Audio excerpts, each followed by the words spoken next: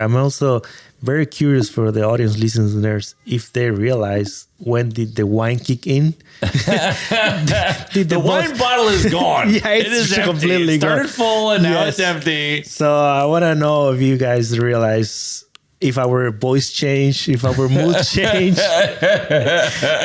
Maybe at the middle of it.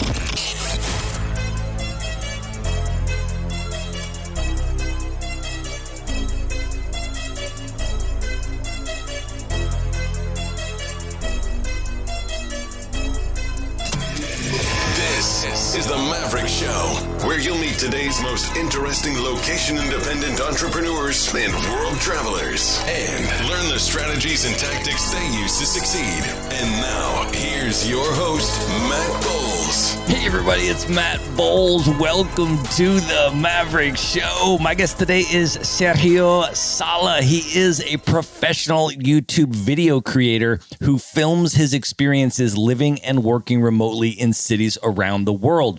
Originally from Mexico, he has been a full-time digital nomad with no permanent base for 8 years and has traveled to over 40 countries. He is a stylish minimalist who travels the world through multiple climates with carry-on luggage only. And he has been a keynote speaker on stages all over the world at events such as the Nomad Summit, the Nomad Cruise, DNX, and the Nomads BA Conference in Buenos Aires. Sergio, welcome to the show. Hey, Matt, thank you. I'm very grateful for your invite for the podcast. And yeah, very grateful to meet you here in Buenos Aires.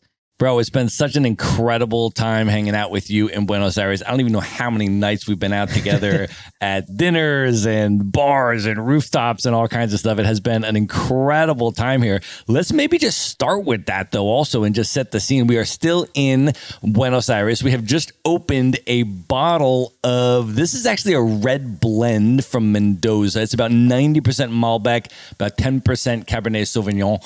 So we will be drinking through this beautiful bottle throughout the episode. But yeah, man, let's just talk about what we're doing in BA and the conference that we were both keynote speakers at. Can you share a little bit about how you thought the conference went?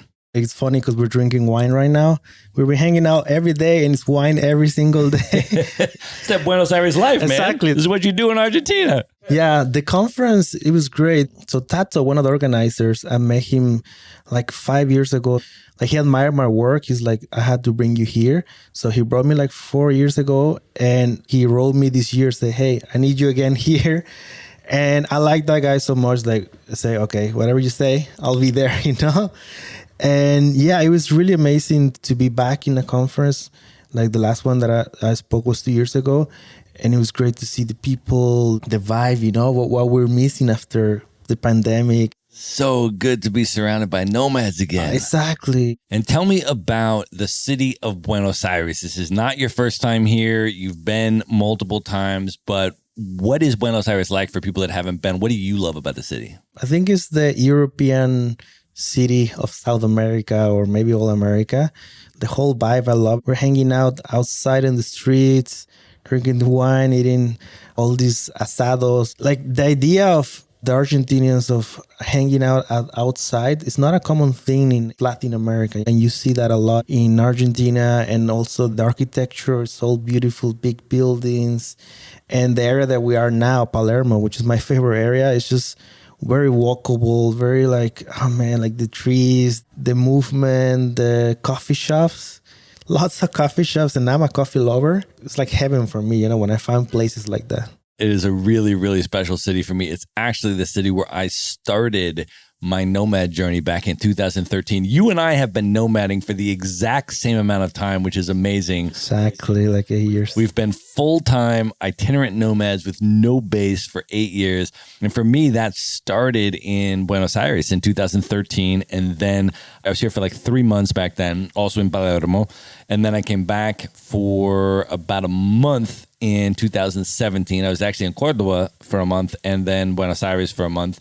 And then now I'm back again for the third time, man. And this city is just incredible. It is also one of the latest night cultures I have seen anywhere in the world. Yeah. And I've been telling people about this ever since I came the first time. I mean, if you try to go out for dinner at like 7 o'clock or something like that. There's little restaurants that are open at 7 o'clock for dinner. Prime dinner hour is about 10 p.m., 10:30. That's when the restaurants are really packed. That dinner goes until after midnight. Then people go to the bars until about 3, and then they go to the clubs from 3 till 7. And this is an everyday thing, man. This happens on the weekdays. This isn't just the weekend. Exactly. Well, you went out last night. I couldn't join you, but you're telling me about this speakeasy place, no? Like It was insane. We went to this speakeasy called Uptown, and they have recreated basically the New York City subway experience. So you're walking down the steps, and it looks like you're walking into a New York City subway, and they have the signs, straight up replicas of the New York City subway signs, right? Bronx, Uptown, A train, B, like this thing. So it literally looks like you're walking into the New York City subway. Then you get down there and you're walking through and it looks exactly like a subway. They got the turnstiles, they got everything. And then they literally have a perfect replica of a New York City subway car. It's graffitied. You go inside it. I mean, it was like insane. And all of this is to get into the speakeasy. It was insane. That is crazy. Well, I'm making a video about living in Buenos Aires as digital nomad, so I need to go there, and that's going to be in the video. So definitely. For the audience, they had to watch that part, you know. And as soon as that video is ready, we'll link it up in the show notes for this podcast episode. Perfect. For sure. Definitely got to check that out. That's amazing. Well, I want to go all the way back with you, Sergio, and talk a little bit about where exactly you are from and where you grew up. And as you were growing up, when you think all the way back, how did your interest in world travel initially develop? Well, when they ask me where I'm from, I always say Tabasco.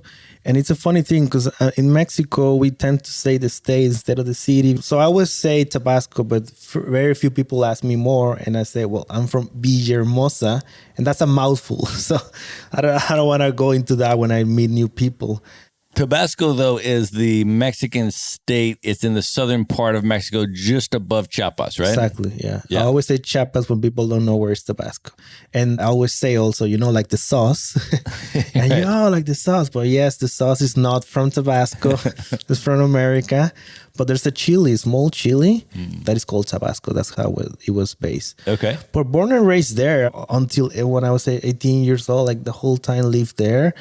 And I don't know, all that time, I never expect myself to be a traveler, I just living a normal life as a Mexican and with all these beautiful people. So I wasn't expecting something like that. But when I was like around 13, I used to play a game, machine dancing game that is called Pump It Up. In America, they know it more as Dance Dance Revolution. You play with your feet, there's arrows and there's a screen that you got to tap on it, right? Anyway, I played so much that I wanted to show that to the world. So when I was like 12 or 13, I just learned how to build websites. And I did an Alta Vista search. For the people that don't know, that was before Google. So we're talking like way before anything that we have right now. And I just searched and I created a website about this game. And this is how I start all my conferences. I always say, this is why I'm here right now. And I would never expect that brought me to where we are now, because many other things happen. I started building websites here and there, and nothing that interesting. Also, it was before Facebook. We didn't know the power of the web. So when I studied a career, I chose architecture. It's a little bit different. So what people were thinking I was going to do, because I always wanted to be creative and help people. So I thought architecture was going to be that.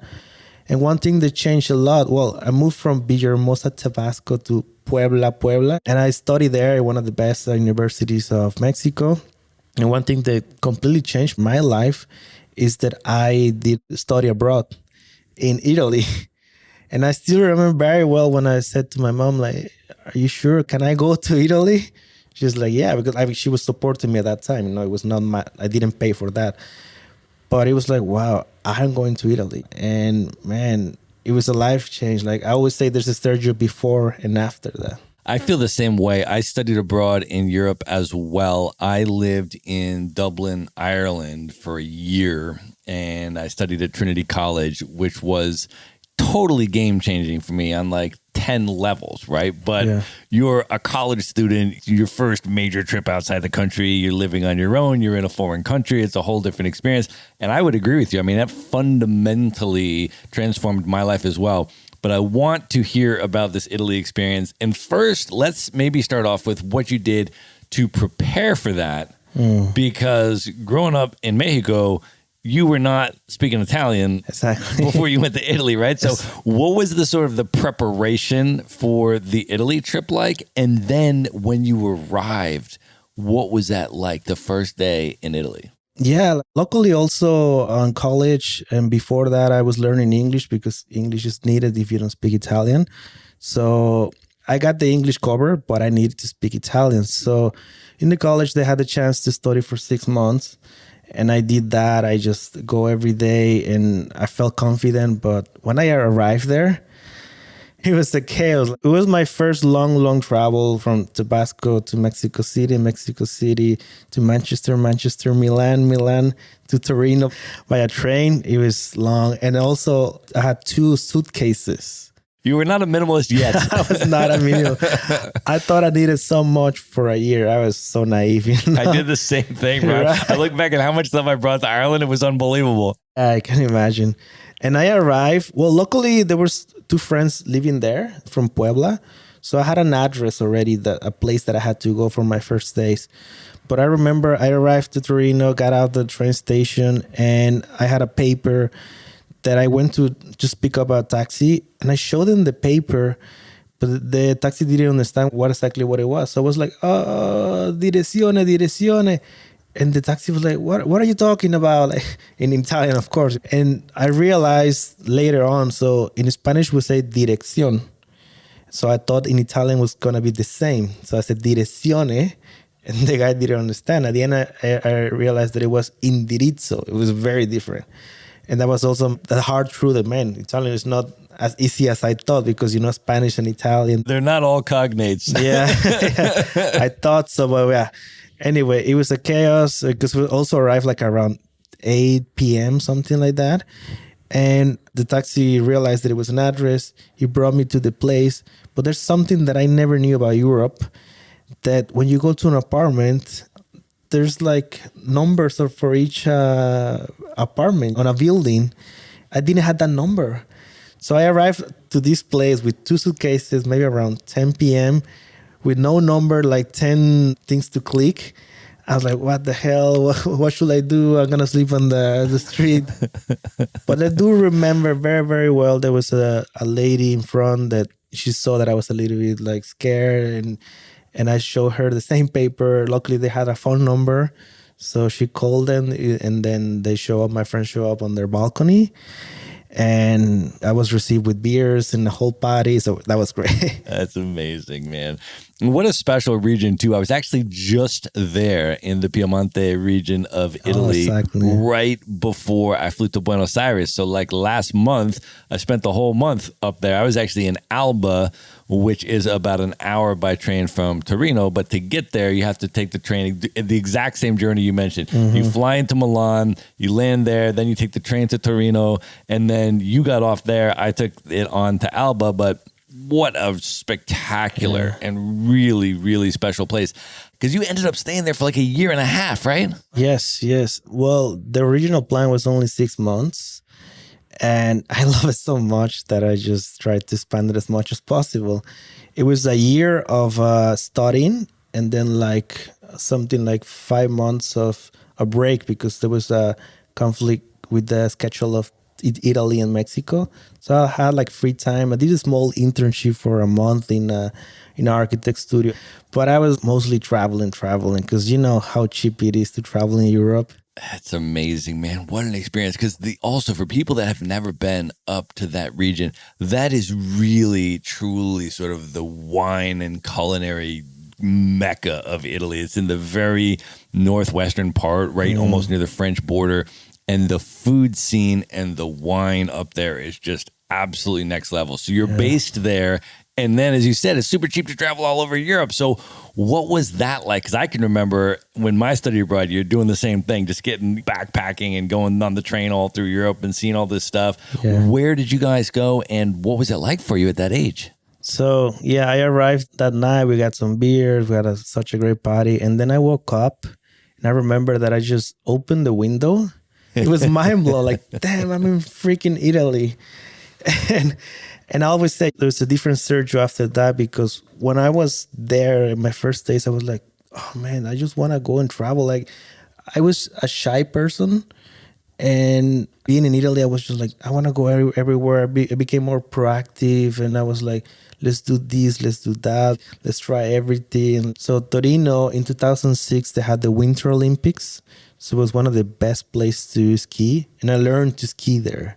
Wow. In a place called Bardonecchia. Such a beautiful place. And I fell in love of skiing. That's amazing, man. Wow. I saw how cheap it was to travel. So we moved a lot. Luckily, I have also friends who were like in Spain, in France, in Germany. So I got to meet them all. I traveled all around Spain, and I went everywhere in Europe. It was crazy. That is amazing, man.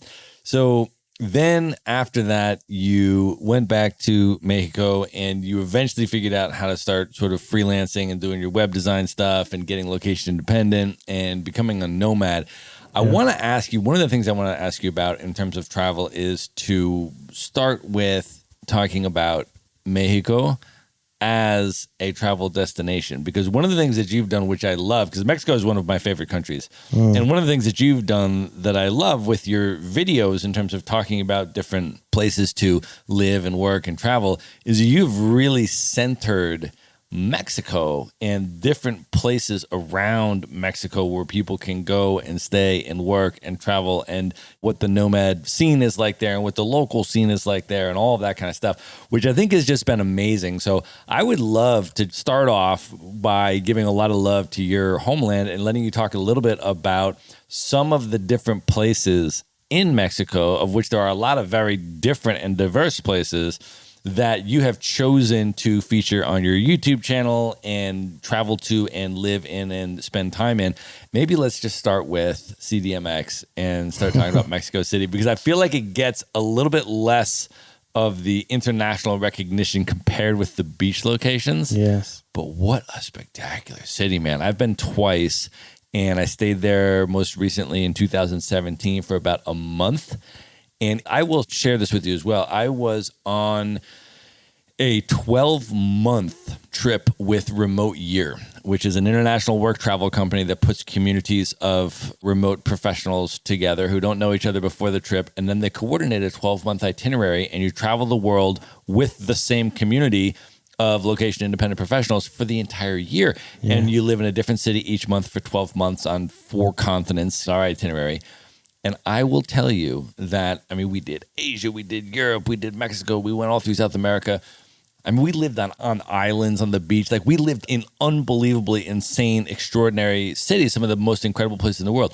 If you were to poll our group at the end of that trip and say, what was your favorite month? What was your favorite city? If you had to pick one of the 12, what would your number one destinations be? I would bet that the plurality of responses you would get would say Mexico City was our number one favorite in the entire world. And for people that haven't been, that answer might surprise them. But I want to open it up to you to talk a little bit about how special Mexico City is and what it's like there. I mean, I love my country. I really love it.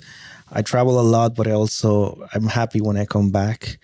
And now that I have this, let's say, power or influence, with the content that I make, I feel proud when I make videos of Mexico. As a Mexican, I appreciate also bringing people to the country.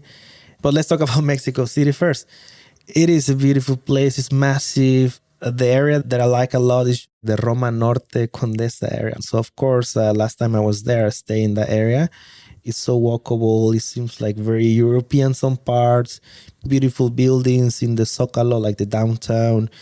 Even in Roma Norte area, there's so many beautiful buildings that you can also eat, because some are like restaurants.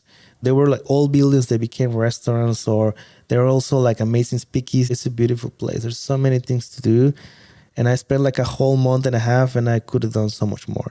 Yeah, it is incredible. The food scene there is absolutely insane. Yeah, I almost forgot to say that. Yes, Mexico and its food, it's amazing. Maybe that's why I was happy to be raised in Mexico, because even in where I'm from, in Tabasco, there's so many things that are only from there that you don't see it if you don't go to Tabasco. That's very interesting. But Mexico, not only the Mexican, but also the international cuisine. There's also like vegan and vegetarian things that are popping up too. So I'm trying to look for those options too. Like you have everything. You have luxury food. You have cheap ones. You can get a torta for 40 pesos and they're fulfilling and tasty. And you can survive with less income too. It's an amazing city.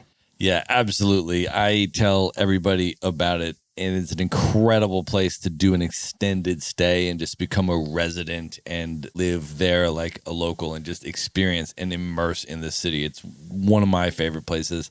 I also want to ask you, though, about some of the other places you've highlighted, because I've gone through a lot of your YouTube videos and you have just some spectacular videos about some of these other incredible places and a lot of the beach locations. You even did a workation where you organized a group of nomads to go out to Sayulita and stuff like that. So can you talk about some of the other places? And maybe people want to go. I mean, I know people that just go and just stay in Mexico. They go to Mexico City for a bit, but then they go out to a beach location, then they go to another beach location. And you've sort of been, I think, showing people how to do that, where to do that, in each location, where are the co-working spaces, where are the best coffee shops, where do you get good Wi-Fi? Yes. And you've sort of done a lot of that on your YouTube channel, and we're going to, of course, link that up in the show notes. But can you just share a little bit about what some of the maybe highlight locations are that you'd want to put on people's maps and what it's like in those places? So we start with Mexico City, and then we have Playa del Carmen, Tulum, Oaxaca, Puerto Escondido, Sayulita, Guadalajara, Puerto Vallarta, Querétaro, Guanajuato, Puebla. Oh, sorry, I almost forgot the islands. Isla Mujeres, Cozumel. Yeah, because you've done videos on all of these, so people can just go to your YouTube channel, and if they want to see what these places look like, see what the beaches look like, see what the coffee shops look like, see what the co-working space looks like, you do a review of the internet speed. I mean, you really profile these places for medium and long-term world travelers who are remote professionals to go and live there and stay there. But yeah, man, I want to hear a little bit about some of these, though. The Sayulita experience, you organized a workation for folks to go out there, and you went to like this hidden beach. Yes. And like just did some insane things. Like I'm watching this video, I'm like, what? Can you share a little bit about that? Sayulita, it's a small beach town in the Nayarit area, like 40 minutes away from Puerto Vallarta. And it has a very special place in my heart right now, because that was the first place that I went after the whole quarantine. So after staying 6-7 months with my family. And when I arrived there, like, yeah, I felt such a free person again. And there's so many great things to do there. The co-workation thing is a project that I'm working. But the idea is to bring nomads, remote workers, for a whole week, maybe longer, to explore together some of the parts right now of Mexico. Maybe we can do it somewhere else. But the Sayulita, yeah, there's an area called the Hidden Beach. I don't know if it's true or not, but they were saying that it was created in a way that they were testing some bombs. So one of these bombs fell in one of the coasts. It created this hidden beach that the only way to get there is through a boat. And the boat gets you like very close to that beach. You just jump and you just start swimming until this beautiful hole. That's why I call it the hidden beach, because the beach itself, you can only see it if you walk there. That's incredible. Yeah, and you profiled this whole thing, this whole experience in your video, which was just amazing, man. So I'm now super excited to go back to Mexico. I'm definitely going to go to CDMX again in Mexico City and stay there because I love it so much. But I now know exactly which beach locations to go to, and then what neighborhood to stay in, what co-working space to use, what coffee shops are the best, and all that kind of stuff because of your videos. So we're going to link that up in the show notes so other folks can check it out. I will say the two main cities you got to check at least is Mexico City, because it's so central, you can go around, and then Playa del Carmen in the other areas you can go, like Cancun, Tulum, and the whole Yucatan area. And, well, maybe a third one in Puerto Vallarta, so you can get the vibe of the three main areas of Mexico. But there's so many, and I had so many friends that go to Mexico City, they love it, they go around, they go to this place called Guanajuato, and they just love it, they want to stay for long. It's like Mexico is such a hidden gem. Yeah, it's a really, really special place. The other place I want to ask you about now is your experience in Ireland, which is my homeland. I'm about 4 generations in the U.S., but Irish heritage. And as I mentioned, that's where I went and studied abroad and really reconnected a lot with that culture. I've been back many, many times. And there's such a strong bond, I feel, between Ireland and Mexico. You and I were just talking today about the history of the San Patricios. We're talking about back in the mid-1800s, when the United States government was annexing Mexico, and the Irish immigrants were coming into the United States in droves because they were being pushed out of Ireland and the Great Famine and all that kind of stuff. And the immigrants, here's your military uniform and go into the military and all of that, and sending them down to conquer Mexico. And this battalion, which was mostly Irish, there were some other Europeans in there as well, led by Captain John Riley from Clifton in County Connemara, is where he came from, decided, what are we doing? Like, we're not going to be any part of this. And they deserted the U.S. military. And they didn't just leave, though. They didn't just refuse to serve in the military. They formed the San Patricios, the St. Patrick's Battalion, and then they switched sides, and they fought on the Mexican side of the war against the United States, and they fought them in 5 battles. And they are, to this day, commemorated in both Mexico City and in Ireland. So I have actually been to the memorial in Connemara in Clifton, where John Riley was from, and I have seen that. And then I have also been to the San Patricios Memorial in Mexico City, and I have seen that. And I feel like there is this really strong bond, which kind of skips the United States because it was a piece of Irish American history, but it's pretty much like wiped out of our textbooks. Like, people rarely learn about that. You have to read a historian like Howard Zinn or somebody that talks about the non-mainstream history of the United States to learn about these things. But between Ireland and Mexico, there is a really strong connection and bond, I feel. And so I would love to hear how your experience was in Ireland, what you thought of Ireland, and how that whole thing was for you. It's nice to know that. That's why maybe we have this connection, because we come from that past. So I got to thank you and all the Irish people for that. Maybe also that's why I felt kind of connected to Ireland. I always wanted to go. I wanted to experience that area. But I had this friend that I met also like 4 or 5 years ago in the small city of Fargo. That's another long story. But we became very good friends. He was insisting that I will visit him. And so how the plans worked, that I got the chance to meet him in Cork. And oh man, like, I was so happy to be in Ireland. When I arrived to the airport, there were lots of pictures of all these red-haired people. And I was so shocked. Why do you have all these pictures of all these people? And they were all beautiful. And that was my first introduction. And then he went to pick me up. And my friend is a fan of the Wim Hof method. Yeah, can you share, just for people that have never heard of the Wim Hof method, just basically what that means? Yeah, it's a guy called Wim Hof that he thinks that our bodies can endure cold water, what they call like submersions, to stay longer, to see that your body can resist any kind of... Right, the positive impacts of doing things like an ice bath or exposure to extreme colds, and then the positive impact that has on your body. And there's a whole sort of... Wim Hof has been one of the main people that has really been promoting a lot of that stuff. I'd done some cold water showers, but I never done this, as my friend said. There's this lake, basically it was cold. And he just went straight, hey, let's do it. So yeah, we took all our clothes out and jumped into the water. The first jump, I remember I just went in, and the whole body, I don't know how to explain, feel the pain maybe in 1-2 seconds. I left the water like, I can't do this. And my friend was like, no, let's do it. I was also grateful that I was recording the whole time, because I put the whole experience in the video. But I also had a good friend that I trust. So I said, let's try to do it a second time. Started doing some of the techniques that the Wim Hof saying about breathing and exhaling, so I can like get ready. So I jump again. And this time my friend grabbed me with the shoulders. He's like, stay there. We can do this. And I stayed maybe 5 minutes. It was great. I will do it again, but the anticipation is hard. Have you done that? So I have done an ice bath once. A very good friend of mine who's actually been interviewed on the Maverick show, Brooke Seam, she is an XPT trainer, extreme performance training. And one of the things that they do as part of their training experience is this fire and ice experience that they call it.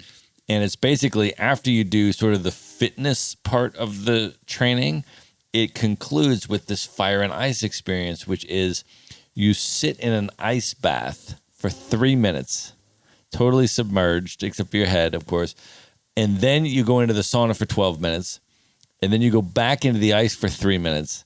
And then back into the sauna for 12 minutes. So she was doing this, and she was traveling around doing this in different places, and she was doing one of them in New York City, and I was going to be in New York at the time she was doing it, and she's a very good friend of mine. She went on that remote year trip with me for 12 months around the world, and she's an extremely close friend of mine, and so I, of course, wanted to support her because she had just been certified as an XPT trainer, and this was her thing, and she was running this training.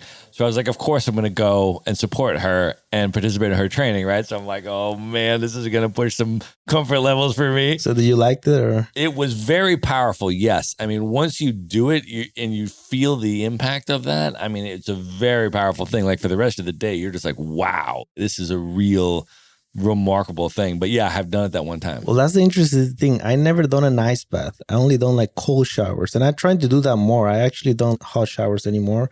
Try to do template to cold water now, but straight to the lake, that was something else. Well, I also want to ask you about your trip to New York City, which was the first time that you visited the United States. And I would love to hear about that experience for you, what you had sort of maybe anticipated before you ever went there, and then what your experience in New York was actually like. I'm from the south of Mexico. We don't think as much of the States, you know, we live in our own life over there. But I always wanted to see New York. There was something about New York that I always wanted to check. And when I arrived there, it was also like a whole different change of mindset of the Americans, of the life, because I realized, you know, that lots of Americans are like welcoming, and I saw the whole story of from Europe to the States and how this New York became like a place for everyone. And that's like, wow. I mean, being in Mexico, I can only imagine what it must feel like to hear all of this rhetoric from American media and American politicians and how fundamentally anti-Mexican it is in all of these different ways, whether it's the bombast of the Trump era with just like the virulent sort of white supremacist anti-Mexican narratives, or even during the times when there's democratic regimes or whatever, there's still this emphasis on the narco trafficking and how dangerous it is and how all, I mean, there's a really powerful anti-Mexican drumbeat. And I'm wondering, how was your perception of that when you were living in Mexico before coming to the United States? Yeah, it was kind of like that. Like there's all these things that you hear from our side, you know, like as the same as the Americans, they hear about Mexican, we all kind of hearing the same over there, especially as I said, from the South, from Central to South, like we hear very different things than the people from the North, like Monterrey, Sonora, all those places, or San Diego, because they're so connected to the States. What kind of stuff? A lot of like the white supremacist things, that they don't welcome the Mexicans too much, that like, why do you go there? What's the reason? Let's go to a lot of the people from our area, we prefer to go to Europe than the States. You know, we find them more fascinated. Usually, maybe things are changing. But that was what I heard. That's why I was not like that interested to visit America. But that was also 8 years ago or something like that. Right. But that makes sense. I mean, based on the news media coming out of the States and a lot of the statements from these politicians, it would certainly appear from the outside as a Mexican that it wouldn't be a particularly welcoming place to go. I mean, that totally makes sense. But then when you went anyways and you landed in New York, right? I mean, what was it like? Yeah, it was such a change. As I said, like realizing that they were bringing people in and there's like this area for Mexicans or Latin. It also was very interesting because I was trying to speak more in English and people were speaking back to me in Spanish. Like, no, I want to learn English. Like, I was so shocked, you know? I was expecting no one to speak Spanish, but I realized how many people speak Spanish in the whole States. It's crazy. Like, that's like being there made me realize that, in the United States of America is actually a great place. And funny enough, like after some while, my mom moved there to Toledo, Ohio. So now I have family in the States, and now I'm kind of like happy to be in both worlds. And just know we're neighbors, and I think I'm very fortunate to be Mexican and have family connections in the States. Being in both places is great. That's awesome, man. Well, I also want to ask about your travel experiences in Asia. Ooh. And I want to ask you particularly about your 30th birthday trip, because you have been to some incredible places that I have not been. And I would love to hear how your experience was and where you chose to go. And maybe just start back with why you chose that as your special trip. When I was younger, I was doing more like travel just for the travel's sake. Now I'm more intelligent with the places that I choose, and then I'm staying longer in each place. And then as a nomad, I stay, do coffee shops, things like that. But here and there, I like to do crazy adventures.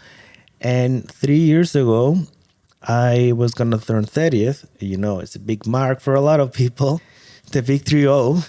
So I was like, what can I do? And it was a whole amazing experience. I was also very grateful that I did everything. It's actually started with the World Cup, because in 2018, it was the Russian World Cup. And I always wanted to experience a World Cup like in the country itself. And as Mexicans, my passport's actually a gray one because I'm Mexican. It's very flexible. I can be mostly everywhere. But to go to Russia, we always need a visa. And it's like lots of paperwork and the hassle to do it. But if you were going to go to the World Cup, there was no visa, there was no paper, just show that you have a ticket to the game and boom, you're in. So like, of course, I got to do that. I got to take that in advantage. So it started with that. It was just like a month before my birthday. So I bought my tickets, bought 2 games. And I was so lucky because I got one of the best games, that was Spain versus Portugal. That, like, you know, Cristiano Ronaldo, all the people from Spain. And I have a video of when Cristiano Ronaldo make the score when they tied 3-3. It was amazing. And then I saw one from Mexico, and I told the whole story about the South Korea, that they won against Germany, and therefore Mexico got to the quarters, and we were celebrating in the street. Every South Korean that we saw, all the Mexicans were just bringing them beer. I would recommend anyone who's listening to this that you had to go to World Cup. It's such a bond of humans. Yeah, absolutely, man. I have not yet been to a World Cup game, but based on some of the stories that you and others have told me, definitely is going on the bucket list for sure. We had to go to Qatar then. I'll see you there. 2022 in Qatar. We're going to have an interview over there. That would be amazing, bro. So you went to Russia, was your first stop, and you were able to go to these World Cup games, including to see Mexico play in the World Cup in Russia. After that, what was your next stop? It started with the World Cup, and then I just took a flight from Russia way to Kunming. It's a province in China, because there's this small town that is called Dali that has this small temple that is called Wu Weizi. And I went to stay in a temple to live for a whole month with Chinese monks to learn Kung Fu, meditation, and to like really experience the proper Buddhist monk life. And it was something that I always wanted to do. And I saw a blog of a random American guy say, hey, I spent a whole month in this temple. Here's how you can do it. Follow the whole steps. Ended up in China. My first time in China, it was like a whole different world. Also, man, we're talking about one of the hardest way to communicate because they barely speak English. It was talking about a small town. And I do remember trying to eat something when I was in Dali before getting to the temple, because I could only say hello and goodbye. That's the only things that I could say in Chinese. So I had to go to the restaurant and literally put my hand on the food that I wanted it so that people can serve me. It was like the hardest way to communicate with anyone in my already, in that time was like 6 years maybe of traveling. It was the hardest. But the temple itself, it was an amazing experience. I did 4 things that I planned to do. There was, first, I removed all social media for 30 days. Second, the whole World Cup, because the World Cup was still going on and I didn't want to know who was going to win the World Cup. Wow. That was really hard. But I wanted just to be immersed on my own thing, you know. The third one was, well, to celebrate my birthday because it was going to be Thursday. And the other one, if you ever see my picture for people that are just listening, I have a very long, like, curly hair. That's been something that has been identified to me a lot. Like when I was younger, some of my friends, my nickname was Sheep. They call me Sheep, like in English. We're speaking in Spanish and they call me, hey, Sheep, Sheep. So my hair's always been this identified thing of me. So I decided to shave it. And you don't have to do that to be in the temple, but I just wanted to do it because I wanted to make that change. And I didn't tell anyone until I came back to social media. So what would you say, I mean, reflecting back on your 30 days there and your immersive experience, as well as all of the things that you learned there and you studied there, what would you say came out of that? What was the impact of that experience? We are always connected, you know, we're always like updating news, talking to friends. We're always trying to, like, when we woke up, the first thing, you know, checking the phone and trying to be on the webs and things like that. When I was there, I was like really living each day. And I was feeling that I was in another world, that we are into this internet world. And I like that, but I don't want to do that my whole life. But I really like their whole way of living. Like, got to appreciate the simple things and also appreciate the things that we have in our Western world, both sides. One of the greatest things about eating, for example, the idea is not to talk to people. It was just to enjoy your food. Like, no talk, just feel the food. There's something that we don't do in our Western world, you know? It's interesting because we usually go and eat together, but just to talk, but not to appreciate sometimes, you know, the food that we're eating. So I appreciate that so much. And then the whole meditation and getting to know yourself better. And how was the Kung Fu part of it? That was also amazing. And it was it was complicated because it was waking up at 5:30 every day. We did 3 exercises each day. We were opening our legs as much as we can, became a little bit more flexible. It was a lot of like routine, body strength. I loved it. It's a very slow type of technique, Shaolin. If you're in a fight, you're not going to use Shaolin, you know? So I think it was just something that I really wanted to experience, but it's not really that useful. I think the best part was the whole experience of staying in the temple. And I was also sad not to learn the language.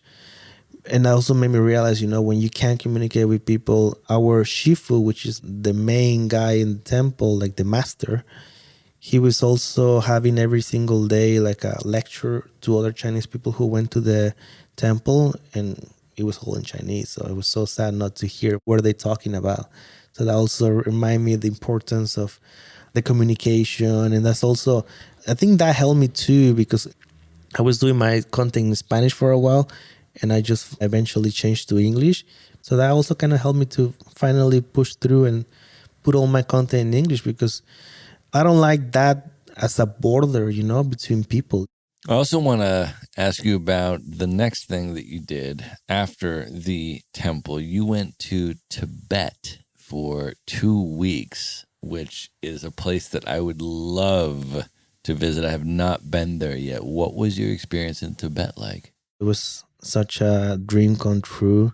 It was such a beautiful place. So I was watching the movie 7 Years in Tibet in the plane, getting to Lhasa, which is the main city there. And there's one scene that I will never forget in this movie, that the Dalai Lama was building like a new part on the Potala place. And the Tibetan people were like, no, we don't build here because there are worms. And that scene alone, I'm not lying, maybe the first, second day, I was just walking and I saw a Tibetan guy there in Lhasa picking up a worm from the street and putting it back to the green area. What I saw in the movie, it was real. Like, I saw that in person, like, oh, wow, these people really care about everything. That was mind blown. But yeah, I got to see more of the monk. How do they live? The whole experience. I saw so many monks there. and they're all reading again with their language. I didn't understand anything, but they were so immersed on their present and what they do and the way that they use their clothes. But the tour guide that I met, he was such a nice guy. They were also suffering because it's so hard to get to the Tibet. You go, the only way is through China. So I was kind of lucky, or also like planning at the same time, my monk temple being very close to Lhasa. So I only had like one flight from there. I spent 2 weeks. We went around like to small remote places, also eating all these interesting food, things that I never tried before. Man, it's an amazing experience. Well, I want to also talk to you a little bit about the way that you structure your nomad lifestyle. You have been a full-time itinerant traveler with no base for 8 years, as have I. And I'm super curious, maybe just to start with, how do you select your travel destinations, decide where to go, decide how long to stay, and let's just say pandemic notwithstanding, in non-COVID times, what is your process for choosing your travel destinations and how do you structure your lifestyle? It's been changing a lot, for the last 8 years. Every year's been different. The first places that I chose, it was like close to where I was. It's also, they were not that expensive because when you start, you don't have enough income to do all these crazy things that you want. And one of the first places, it was Playa del Carmen, Mexico. And that was like 2014. And there was a guy who I met in a co-working spot. He's asking me, so are you a digital nomad? Oh, what is that? And after that, all my content started shifting just to talk about digital nomadism. And then to choose places, it's always been, I think, from what I hear from other people. But I also had ideas of goals, like I want to go to this place because it's attract me for something, whether food, the people, things to do. Before going to the Tibet and the Chinese monk temple, the first experience with the monk was Thailand. And I chose Thailand many reasons. One of them because it was the hub for digital, like the Mecca, as we call it. So, okay, everybody's talking about Thailand. This is a place that I want to go. It's the Mecca for digital nomads. There's a lot of monks, so let's try to go there. But when I arrived to Thailand, oh man, I felt so lost. It was Asia, especially Thailand, when I had like this strong cultural shock. The first 2 days, I was even thinking like, the hell I'm doing here? I should go back to my area, But luckily, I had some friends that I met like 2 days later, and they helped me to acclimate here and understand the place. And I arrived to Chiang Mai, and I saw lots of digital nomads, and I felt at home. And I liked it so much. That was another place, kind of like Torino, that instead of 6 months, I spent 1.5 years there. And there were many reasons, like also, the prices, it's a cheap place. Food was amazing, cost of living, lots of nomads. Like everybody was going there. Instead of me trying to search for nomads, everybody was coming to me. So I was going to stay there. There was a time in my life that was maybe I'll try to be a citizen. But going back to the Buenos Aires thing, Tato, it rolled me in the perfect timing because I was thinking maybe I'll just stay here like forever. I was also dating someone and we were kind of settled there until he told me, hey, come to Buenos Aires, and say, okay, this was meant to be. So I say yes. He helped me get the ticket from Thailand to Buenos Aires, which I'm always grateful to Tato if he's listening. And when I went there, like, okay, that's great. I left Thailand. Let's go back to travel. But I don't know if that happened to you, like finding a place that you want to stay as much as you will be able to. Yeah, and it's interesting because as location independent people, we actually do have that choice. We can be an expat and stay somewhere for quite a while. And then when we're ready to travel again, we can start traveling again, right? Yeah. And we can be as itinerant as we want and move around as frequently as we want, or stay somewhere for really extended time, right? And there can be advantages and exciting things and incentives and motives and reasons to travel in different ways and at different speeds at different times in our life. But is there a place that you feel like, oh, maybe I'll stay here? Man, I don't know. The thing for me, one of the reasons I'm a nomad is because it's like I love so many different places in the world. It's like I could go to Mexico and I would get to Mexico and I'd be like, oh my gosh, this is amazing. I have missed this, right? I'm eating spicy tacos on the street every night. I'm like, oh my gosh, I just want to be here in Mexico, right? And then I'll stay there for maybe a few months or something like that. And then I'll be like, oh man, this is great, but I miss Europe. And now I go to like Italy or something, right? Yeah, I'm like, yeah. ooh, I missed this, with the wine and this. And I'll go through. And then I'll be in Italy for like a few months and I'll be like, I miss Asia. Yeah. And then I'll go to somewhere like Thailand or something Yeah. like that, right? And then I'll be like, oh man, I missed this, right? And then I'll hang out in Thailand and then I'll be like, I miss Africa. And then I'll just go to somewhere in sub-Saharan Africa, man. I'll be like, oh my gosh, this is amazing. So like for me, I think I appreciate so many different cultures Yeah. for the amazing things that they have and they offer, that I love to use my location independence to experience and immerse in them almost on like a rotating basis. Yeah. I think it's great that we have these visa things. So they kind of push us to travel, because some, they like it so much that they stay. But no, visa will, okay, it's like a wake-up call. Okay, maybe I'll go somewhere else. Right. So, you yeah. got 90 days or you got 30 days or you got whatever. So But yeah, like my nomad lifestyle has been changing so much because I have been also doing different kind of works in my whole 8 years of travel. First as a web designer, so it was more like I couldn't travel that much because I needed to find a place with good Wi-Fi, Then I started writing a blog in Spanish that gave me some audience. I was invited to speak in conferences, so that would help me travel more. And then like the last thing that I'm doing right now is like YouTube. So if you ask me right now, the places that I choose is now because my work is like literally to travel, and that's amazing. And it's different than a typical remote worker / digital nomad. They can choose to stay 3-4 months or however they want. Me, I'm right now moving because I need to be in a specific place to record, and maybe only 1 month because I need to go somewhere else. And that's also very interesting. Being a nomad, it just makes you understand more time. So 1 month, it means that I only have 12 videos to make in 1 year. And 1 year can go so fast. And also I'm getting older, so it's a complicated thing. It just made me realize that life is short too. And I'm working a lot with time. Time is like a part of my work right now. You know what I'm trying to say? yeah, 100%, man, for sure. And I think oftentimes it's important to have that perspective. In many ways, that's an advantage. Yes. Because it makes you appreciate every day and your time in that location, and you know that it's limited. By being conscious of time, instead of just having it be this fleeting thing, you sort of are pushed to appreciate each day more. Would you agree? Yeah, it's something that I've been talking about a lot when I had this newsletter. The time itself, when you're in one place, you kind of forget about that, But time is always running out. We're here only for 100 years, let's say, hopefully, but it's still short, And then being a nomad makes you appreciate that. Like, oh, I only have 1 month here, so let's try to enjoy it as much as I can, Yeah, 100%. No, I agree. Let me also ask you this. You've been doing this for over 8 years now, and I want to ask you about some of the sustainability pillars for this lifestyle. Because there's plenty of people that get into the nomad life and then within a year or 2 or 3, they're out of the nomad life, right?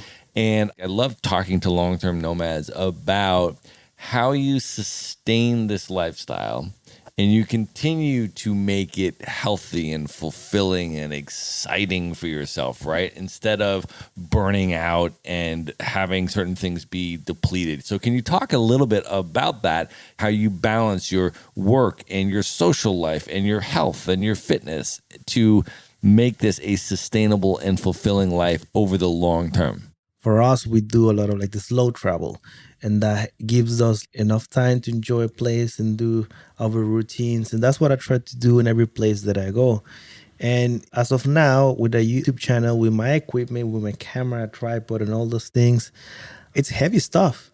So it's like basically my workout of the day. And the life that I had, which I'm very grateful right now, but it's also not that common for the digital nomads because a lot of remote workers, they find a co-working spot, they work the whole day, they try to do something at the end.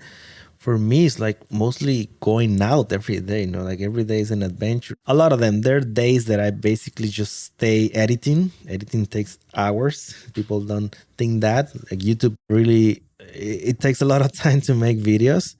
But the life that I have right now as a YouTuber, it's really amazing because it's one that lets me move around a lot. Moving all the time, going to places, going to coffee shops, going to the activities around, active, and I love that.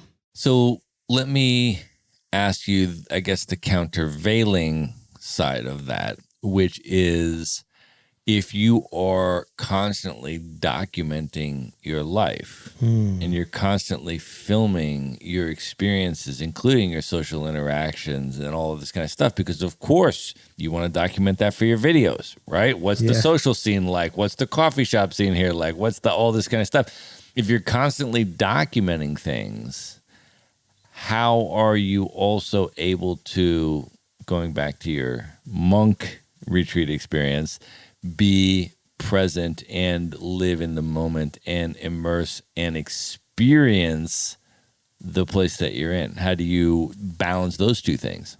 That is also a very good question.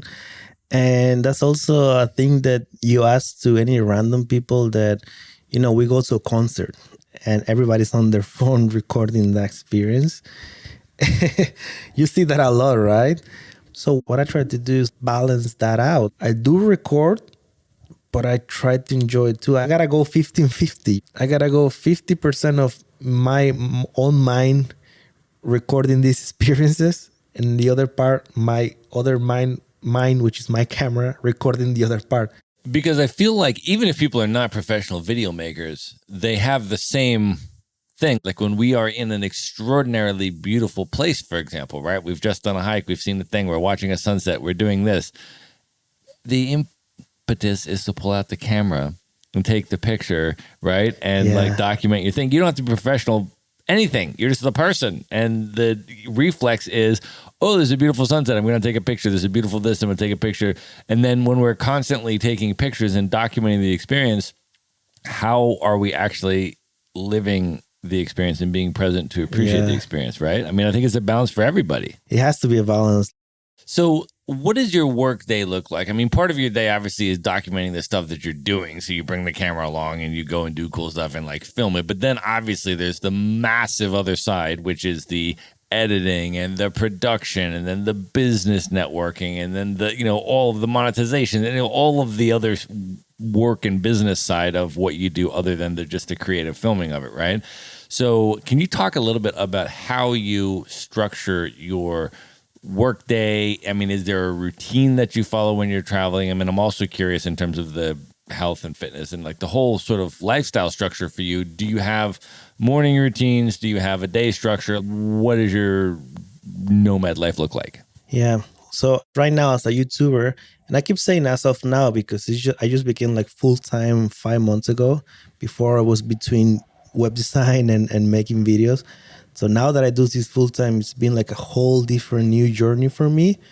What I do plan a lot, and people get surprised when I show them. There's this productivity app called Notion. It was my favorite app, and I plan every single thing. And when I go to a city, let's say Buenos Aires, before coming here, I already mapped out all the places that I want to see. I divided in sections. I go through co-working, coffee shop, areas, the life part, like transportation, activities, like all the things that I feel like they're needed to show in the video. So when I have that information, I start making a storyline of what I want to show since the beginning, getting to the taxi to get to the place, to Selena, to Airbnb.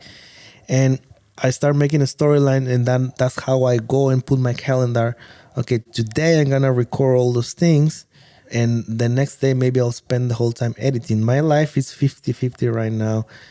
One day I record, one day I edit. This is like how I do. I don't have a structure of weekend. It's like every day it's very different, which that's what I love. And it's also a little bit stressful sometimes because I plan, but things doesn't happen the way that I want. And like maybe I'll just erase this day of my life and the next day I will try to do it again. I lost one day, but that's how you do filmmaking in real life. Because I mean, maybe it rained that day. Maybe the coffee shop wasn't open that day. Maybe my friends didn't show up that day, or maybe I show up late, or maybe I was tired that day. So every day I had to adjust, but according to the plans. I always make plans. And that's when people say, oh, you're a real YouTuber, like, or filmmaker, because you're actually having a plan. A lot of people, they don't do that. Like, you just go with the flow, which sometimes work, but most of the times they don't, and you waste your trip, you know? Can you share some tactics for becoming a successful full-time video maker on YouTube? For people that are listening to this and they say, wow, I'd like to aspire to be able to do that, to be able to produce videos and monetize those videos in such a way that it fully finances my entire lifestyle. To get to that point, what are some success tactics looking back on your journey that you can share with folks in terms of what it takes and how to get to that level? So if you really want to do that, then it comes the hard truth that is not easy. It takes years to actually noticeable. And because that's the problem. Like, a lot of people think that just because you make a video, you're going to get paid. I tell a lot of people, nobody cares that you travel. Just because right now here in Buenos Aires is going around, if I didn't have an audience before and I just post this video today, nobody will care. You have to go slowly and showing the benefit to your audience. Like, why do they have to listen to me? And it takes, I always say, there's consistency, at least 2 years of making videos, being bad at the beginning and slowly getting into something and showing the world like I have something to tell. And it took me around 3 years, first studying in Spanish, but slowly changing and putting my content in English because I already had experience. And then slowly showing to the world, hey, I am a nomad for 8 years and I want to tell you to do the same because I already had the experience. A lot of people go and they start today, instead of like becoming a remote worker, web designer, writer, copywriter, whatever, they want to go straight to make videos. And that's what I said, nobody will pay you for that. So it takes a lot of time to start building the audience.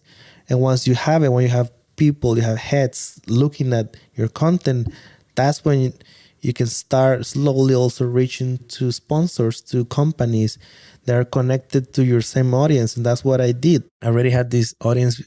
They were listening to me and I started reaching to some people. There's this guy called Peter Levels, the owner of Nomad List, one of the most famous websites for digital nomads. I've released one video from Puerto Vallarta, Mexico. And I remember that he said, he just made a comment, I love it. And that comment itself was like, oh, I got you.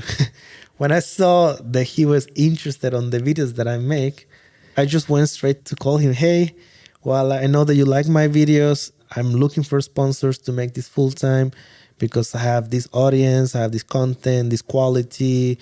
I know I can be better. And it's something that I want to talk about too, because I don't have like 1 million followers. I'm getting close to 10,000 right now, which sounds great, but it's not the common typical number to have sponsors. But how did that work? Because I knew the value that I had. It was a small audience, which now is growing more, but talking about digital nomads in YouTube is not that common as of now. So I took that in advantage. Plus the quality that stands out for a lot of the YouTubers that I've seen. So it was easier to pitch that to a company. The audience mattered, but doesn't matter how much if the audience is really connected to you. I think that's a really important lesson and distinction and nuance to make, that if you only have 10,000 subscribers on your YouTube channel, you can still, as long as you are focused on a very specific niche, and those 10,000 people are all in that niche, you can approach companies, get sponsorships, and monetize your channel to the extent that it is a full-time income for you. I think it's really powerful in terms of what you've done with only 10,000 subscribers to your channel, because you've created multiple streams of income. So YouTube is going to pay you and run ads on your channel. So you're making money from that. You have affiliate offers that you are making money from on your channel as well, because you can review travel gear and things that you actually use and believe in. And then, of course, you have your sponsors from Nomad related companies that are trying to market to nomads that will pay you to sponsor your channel. And so you've created multiple streams of income such that with only 10,000 subscribers, you can have a full-time income, finance your entire lifestyle, and not need to do any other work. So I think that is amazing and inspiring. The other thing, though, about you that has really impressed me, just having gone through your content, is to see the extent to which you have worked on your craft. And when I look at your videos from 2 years ago until now, the most recent ones, and you've just shown me some cuts from some ones that are about to come out, the journey that you've had, I think as a creative, both in terms of, your presence in front of the camera, your video shots, your technical editing quality, all of this kind of stuff has just evolved in a way that just shows how passionate and committed you are to working on the craft. Well, thank you for those words. When I was starting, I was debating, like, maybe I'm not that good looking, maybe I shouldn't be in the camera. And a lot of people go through that process. But for me, it was first pushing through that. And also, I just realized I'm a creative, I always come from that. I love photography, I love architecture, I love design. And filmmaking is like a combination of everything. I used to have my newsletter, so I do a lot of scripts for my videos. I do visuals as an architect. So I'm documenting cities right now. So learning everything that I learned from architecture, it really helped making these videos.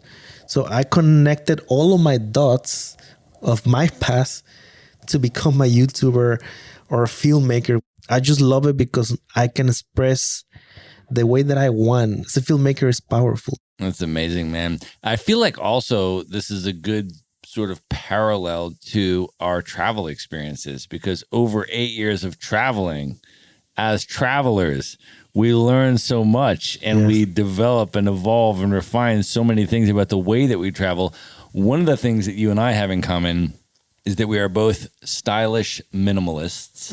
We travel the world with carry-on luggage only.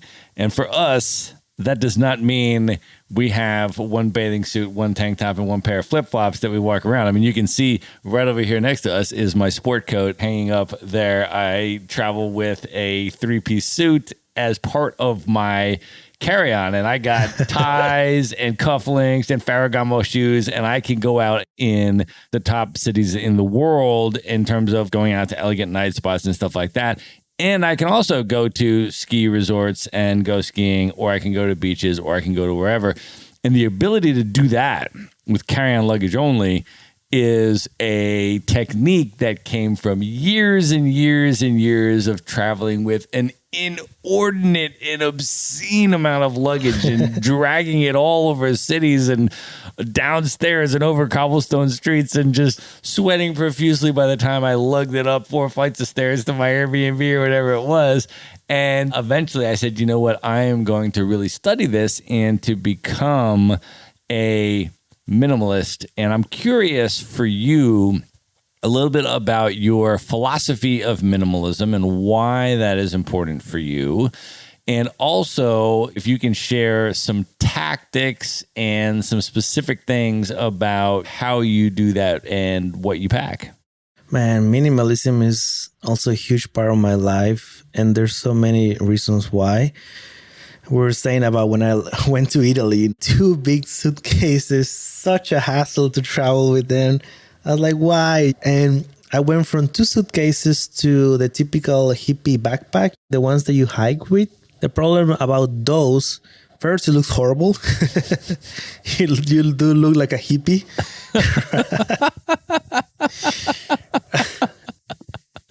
and we don't want that. Like, at least after 30, we don't want to look like hippies anymore. And the other one, because I wanted to be more stylish. And those hippie backpacks, they're so big that you cannot take it as a carry-on. And that's when I also said, no, I need to have a carry-on because I hate waiting for the luggage. And I've seen all the stories of people that they lost their luggage. Yeah, it gets lost, it gets damaged, or best case scenario, it doesn't get lost or damaged, but you're waiting 60 minutes after you get off the plane. The people that are waiting 60 minutes after they get off the plane are still at the carousel with the luggage when you and I are already checked into our place drinking a glass of wine. Exactly. That's what I love. Yeah, that's when I realized I cannot go with higher than a small carry-on. And I read this book from the guys, the Minimalists, which I met in the States too. The name of the book is called Everything That Remains. It's like their memoir of how they become minimalists. It just, changed a lot of the thoughts that I had, and just realized in a short story that we don't need as much as stuff as we think we need. And that helped me also, like minimalism is not only physical things, it can be life, it can be the way of relationships, but all are connected. And yes, when I think about having less things as a traveler, it goes to all of the aspects of my life.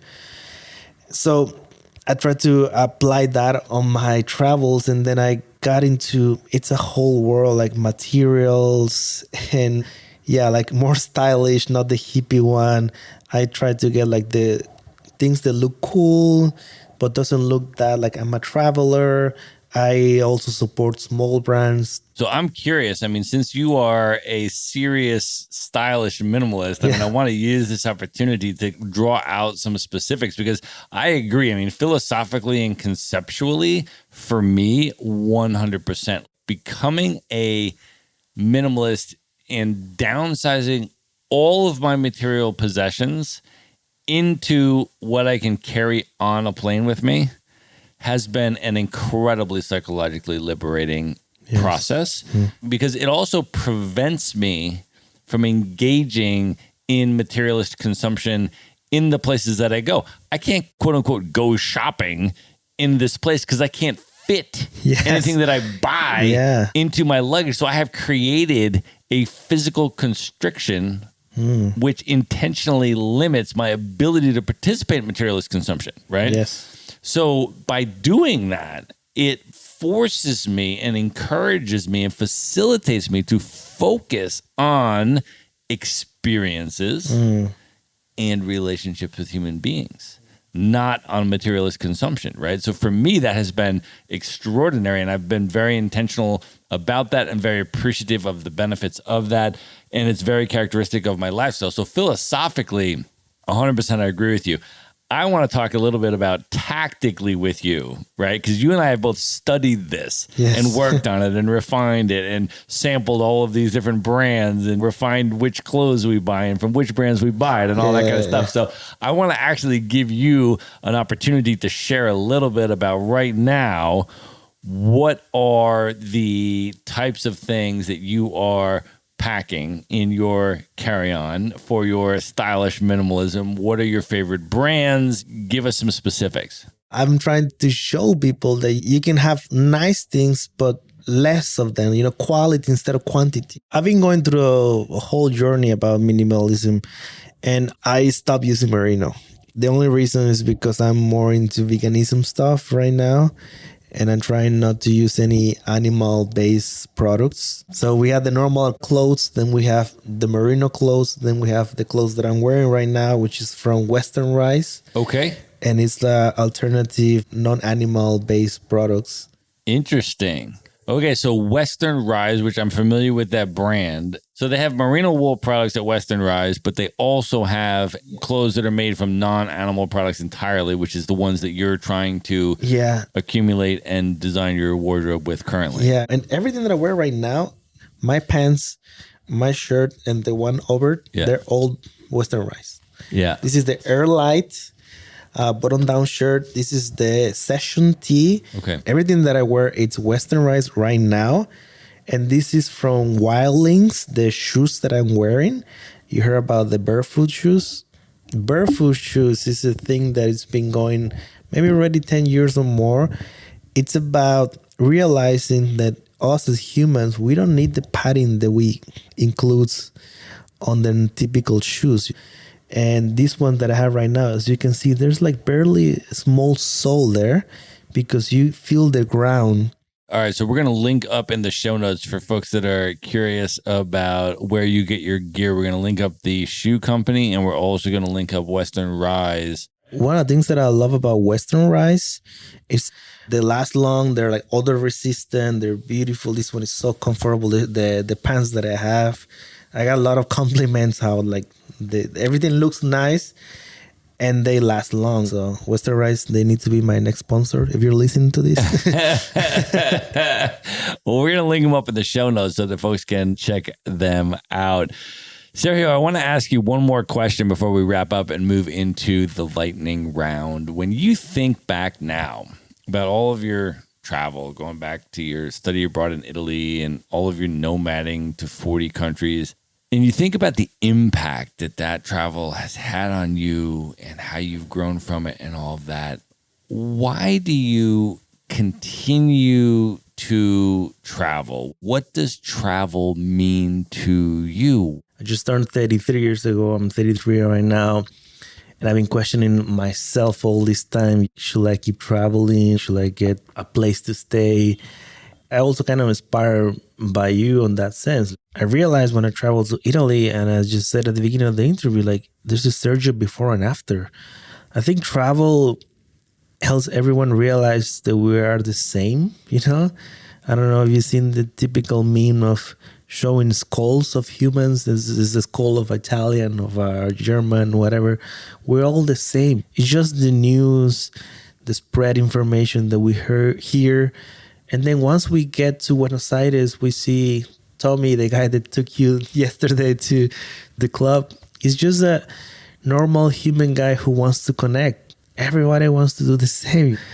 We just have different experiences. We were born in different places. We have different kind of way of eating, but we all want the same connection, family, friendship, experiences. And traveling makes you realize that, yeah, like the world is all the same. I still remember one of my first travels when I went to Peru as a nomad. There was this guy from Chile who was for first time in Peru, and there was always a fight between Peruvians and Chileans. He just said, coming here, realize that Peruvians, they are nice people. It's not what what I hear, what the news tell me that as a Chilean, oh, you don't have to connect with Peruvians because they hate you. It's not like that. We're all the same. Yeah, they still have a conflict between Chile and Peru in terms of who makes the best pisco sour, man. That's Yeah. an ongoing debate. But That's true. We'll leave that one to another day. All right, Sergio, at this point, are you ready to move in to the lightning round? I am, because I just finished my wine. Let's do it. The lightning round. All right, what is one book that has significantly impacted you over the years you'd most recommend people check out? The Art of Nonconformity from Chris Gillibo. Awesome. What is one travel hack that you use that you would recommend to people? Travel with carry-ons. Love that. Who is one person currently alive today that you've never met you'd most love to have dinner with?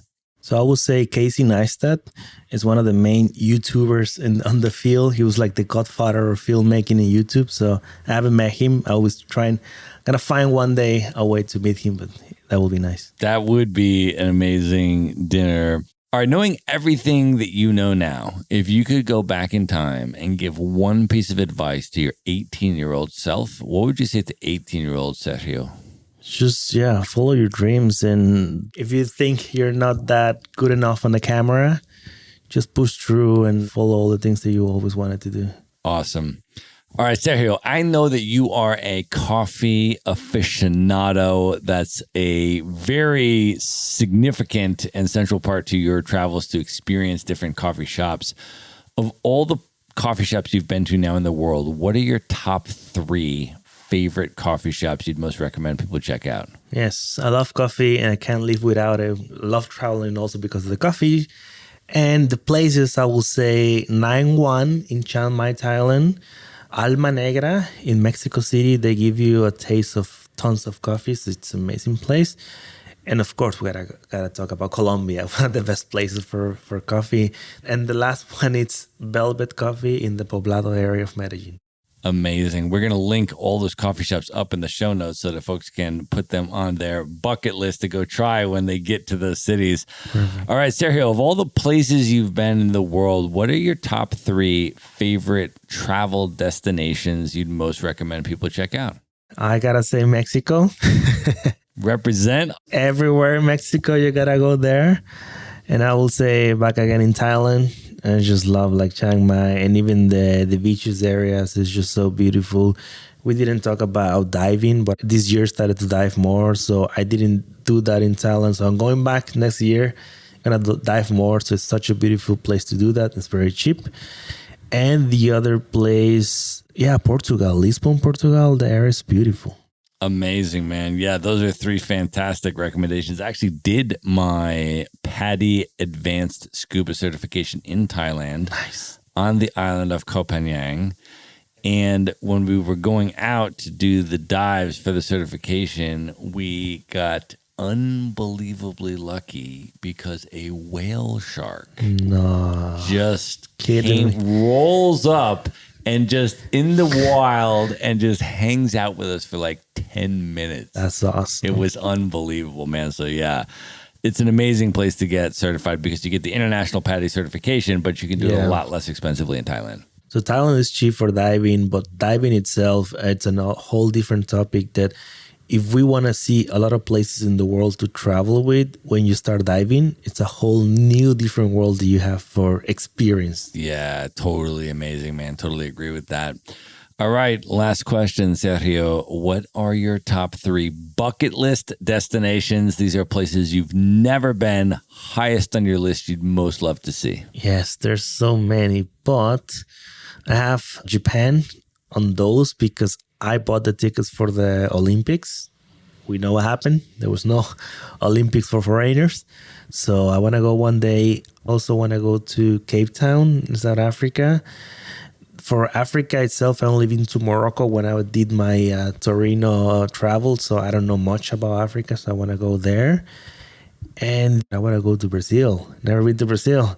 And we're in Argentina so close to it. So this is my time to start checking some things off my bucket list. Those are amazing picks, man. Those are 3 of my favorite countries in the world. I've spent at least 3 months in each of those places. Nice. So when you are ready to plan your trip, my friend, hit me up and I will give you some tips. I'll ask you all the questions. I love that.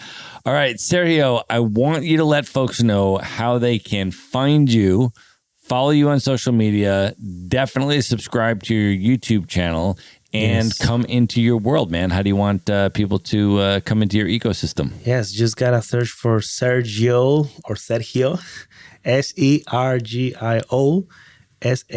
Sala, Sergio Sala. You find that on YouTube, on Instagram. Those are the 2 places that I'm mostly in. And well, of course, YouTube, that's where I post most of my things. And yeah, just reach out to me, DM, or give me some comments on the next videos. Once we have the one in Buenos Aires, we're going to put a little bit of what we had on the podcast. I have my camera here too. So that's going to be on the Buenos Aires video. So yeah, definitely, if anybody wants to hit me up, I'll be there. Amazing. And the easiest thing to do is to go to the show notes for this episode because we're going to link up everything directly there so you can just click on it. Just go to themaverickshow.com and go to the show notes for this episode. There you will find all of Sergio's social media, especially his YouTube channel, as well as everything else we have discussed on this podcast today. Sergio, this was amazing, brother. Thank you for coming on the show. I appreciate the time that we have here. I'm also very curious for the audience listeners if they realize when did the wine kick in? The wine bottle is gone. Yeah, it is completely gone. It started full and now it's empty. So I want to know if you guys realize if our voice change, if our mood change, maybe at the middle of it. So send Sergio a message, follow him on social media or YouTube, Yes. and then send him a message and let him know if you could tell at what point the wine kicked in during this interview. Exactly, but very grateful to be on your show, and hopefully we're gonna see each other somewhere else. Like, we're nomads, so That's how we do, brother. Absolutely, man. All right. Thank you for coming on the show, brother, and good night, everybody. ciao. Be sure to visit the show notes page at themaverickshow.com for direct links to all the books, people, and resources mentioned in this episode. You'll find all that and much more at themaverickshow.com. Learn how Maverick Investor Group can help you buy cash flowing rental properties in the best U.S. real estate markets, regardless of where you live.